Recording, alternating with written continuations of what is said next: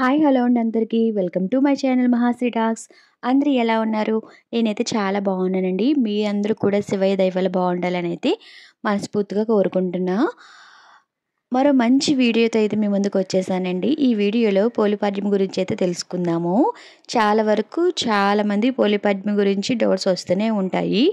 అంటే పోలిపాడ్యం నవంబర్ 21, 22, అలాగే పోలిపాడ్యం రోజు నాన్ వెజ్ తినవచ్చా, అలాగే నీటిలో దీపాలు ఎన్ని ఒత్తులు వేసి వదలాలి, అలాగే ఏ సమయంలో నీటిలో దీపాలు వదలాలి, ఇలాగే రకరకాల డౌట్స్ అయితే వస్తూ ఉంటాయి మనకి. ఈ డౌట్స్ అన్నీ కూడా ఈ వీడియోలో అయితే క్లియర్ చేస్తానండి. వీడియో అనేది ఎక్కడ స్కిప్ చేయకుండా అయితే చూసేయండి. అన్నీ మీకు క్లియర్గా అయితే అర్థమవుతాయి. పోలిపాడ్యం అనేది ఎక్కువ చెరువుల దగ్గర, బావుల దగ్గర చేస్తూ ఉంటాం కదండి. ప్రస్తుతం అయితే మనకు అలా కుదరదు కదా. కాబట్టి చాలా వరకు పోలిపాడ్యమి ఇంటి దగ్గరే చేసుకుంటారు. అయితే ఇంటి దగ్గర ఎక్కడ చేసుకోవాలి అని అంటే ఎక్కువ తులసి కోట దగ్గర అయితే చేసుకుంటారండి. లేదు తులసి కోట కూడా లేదు అన్నవాళ్ళు మేడపైన ఆరు బయట అయితే చేసుకోవచ్చు. తూర్పు దిక్కుగా ఇలా చక్కగా కడిగి పసుపుతో అలికి బియ్య పిండితో ముగ్గు వేసుకొని చక్కగా అలంకరించుకొని పోలిపాడ్యం అయితే చేసుకుంటారు. అలా కూడా కుదిరిన వాళ్ళు దేవుడి గది ముందు కూడా ఈ విధంగా శుభ్రంగా క్లీన్ చేసుకొని పసుపుతో అలికి ముగ్గులు వేసుకొని పోలిపాడ్యం అయితే చేసుకోవచ్చు. అయితే మార్గశిర శుద్ధ పాడ్యమి పోలిపాడ్యమి లేదా పోలి స్వర్గాన్ని కూడా అంటారు. అయితే పోలిపాడ్యమి చేసుకునే శుభ సమయం గురించి తెలుసుకుందాము. ఈ పోలిపాడ్యమి మార్గశిర మాసంలో పాడ్యమి తిథి ఉన్న రోజు జరుపుకుంటాము. అంటే కార్తీక అమావాస్య మరుసటి రోజు. శుక్లపక్షం పాడ్యమి తిథి 2025 నవంబర్ 20 గురువారం ఉదయం 10:40 ప్రారంభమై 2025 నవంబర్ 21 శుక్రవారం మధ్యాహ్నం 12:39 వరకు ఉంటుందండి. అంటే ఈ సంవత్సరం 2025 నవంబర్ 21 శుక్రవారం పోలిపాడ్యం పండుగ మనం జరుపుకుంటాము. ఎందుకంటే లక్షవారము ఆఫ్టర్నూన్ వస్తుంది కాబట్టి అది లెక్కలోకి రాదు. అందుకని మన శుక్రవారం మార్నింగ్ అయితే పూజ అనేది చేసుకోవాలి. అంటే శుక్రవారము తెల్లవారుజామున 4 గంటల నుంచి తెల్లవారుజామున 4 గంటల నుంచి 5 లోపలైతే నీటిలో దీపాలను అయితే వదులుకోవచ్చండి.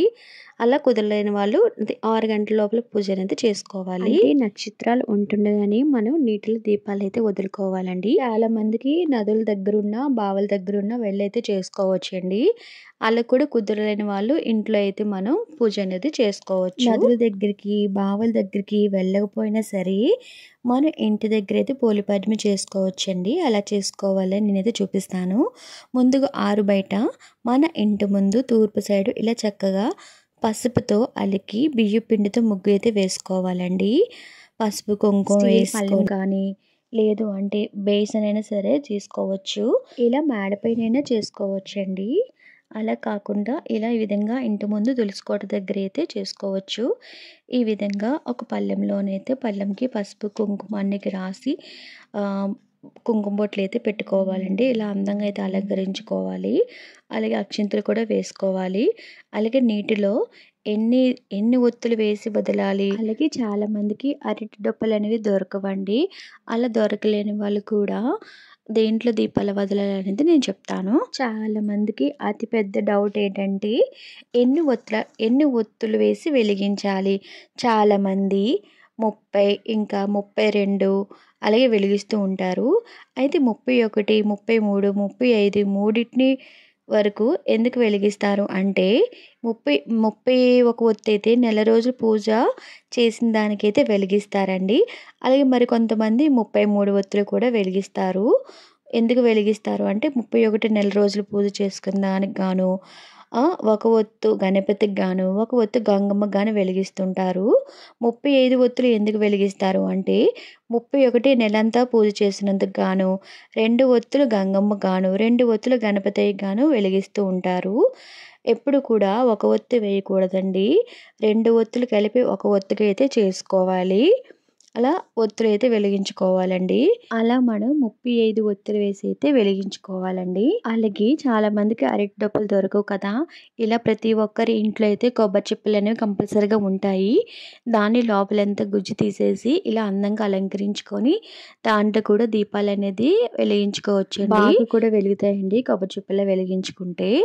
ఎప్పుడు ఆయిల్ అనేది ఎక్కువ వేసుకోకండి. అది ఆయిల్ అంటే నెయ్యి. నెయ్యి కొంచెం ముద్దగా ఉంటే వెలిగించుకుంటేనే మనకి దీపాలనేవి బాగా వెలుగుతాయి. అలాగే నీటిలో ములగకుండా కూడా ఉంటాయండి.